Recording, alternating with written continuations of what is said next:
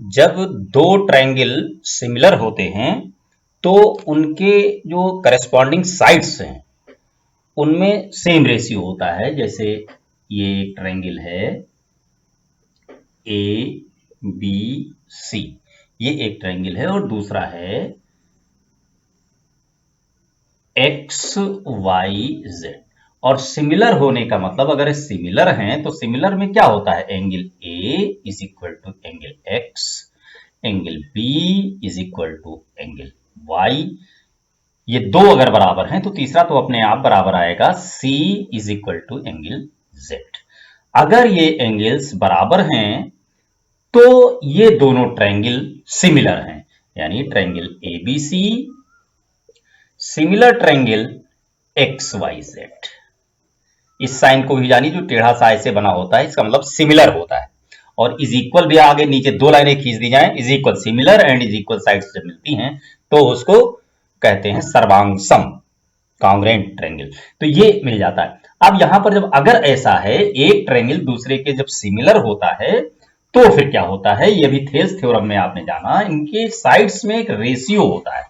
वो कौन सा रेशियो, मतलब एक करस्पॉन्डिंग साइड है ना, जैसे ये इसमें जो रेशियो होगा यानी A B upon X Y is equal to A C upon X Z is equal to B C upon Y Z.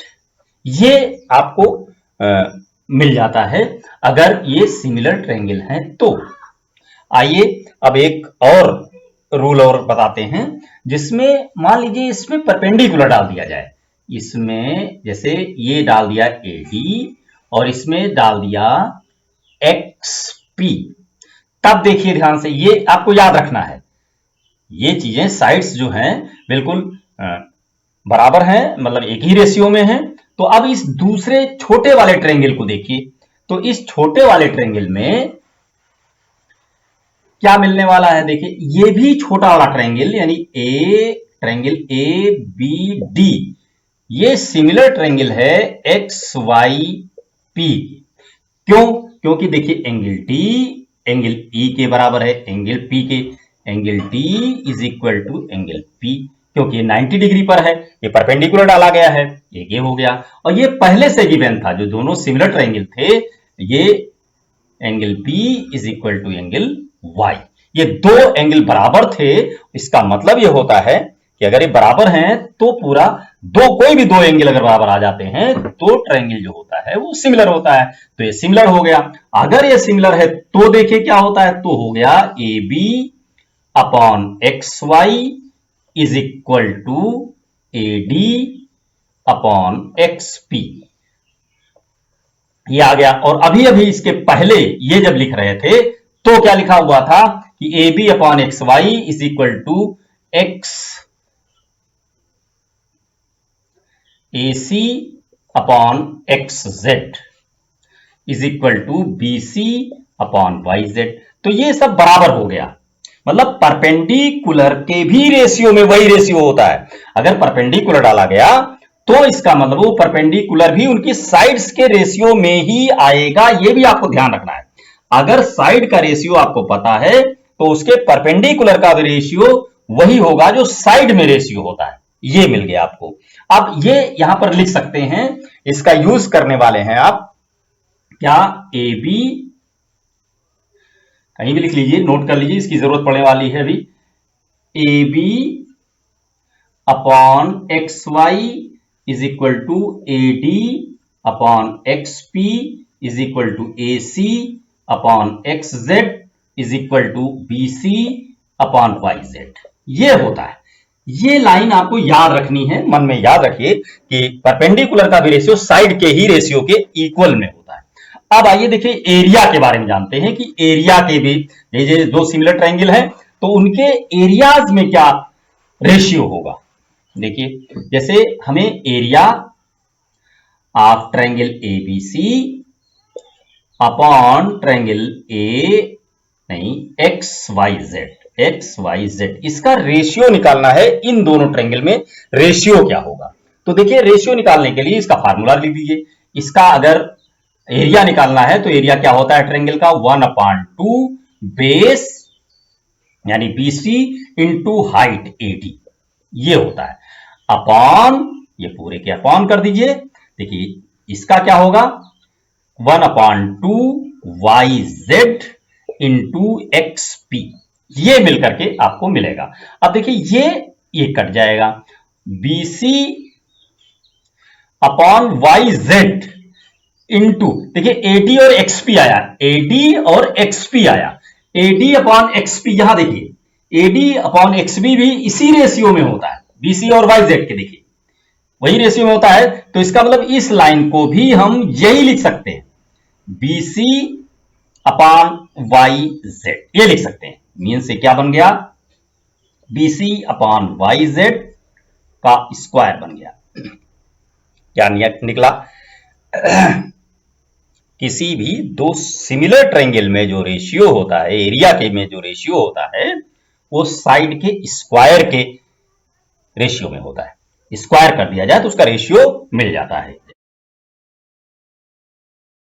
जैसे अब ये रेशियो, ये जिससे इसके बराबर है वो भी आप लिख सकते हैं इसमें, is equal to AB upon XY का स्क्वायर इज इक्वल टू, देखिए परपेंडिकुलर के भी रेशियो में आ गया, AD अपॉन XP ये का स्क्वायर हो गया, is equal to AC XZ का स्क्वायर हो गया। मतलब जो जो यहां बराबर है उन सब चीजों के ये बराबर आ जाएगा। तो आपने क्या इसमें सीखा कि अगर दो सिमिलर ट्रायंगल का एरिया निकालना हो तो उनकी साइड्स का स्क्वायर कर दीजिए, उनमें रेशियो जो होगा वही एरिया में रेशियो होगा, या परपेंडिकुलर का कर दीजिए, परपेंडिकुलर मिल जाए तो परपेंडिकुलर का भी रेशियो के बराबर ही होता है। चाहे कोई साइड का स्क्वायर करें चाहे परपेंडिकुलर का स्क्वायर करें, उनका जो रेशियो होगा वही रेशियो उनकी एरिया में आएगा। अब कभी कभी क्वेश्चन में दिया होता है कि उसमें एरिया में 25 अपॉन 36 का रेशियो है, तो उनकी साइड में या एक न दिया हो, जैसे ये दिया है 25, ये 36, तो इसमें x दिया हो और कोई दूसरा नंबर दिया हो तो उनके रेशियो क्या होंगे, तो ये AD अपॉन XP का स्क्वायर हो जाता है। तो AD अपॉन XP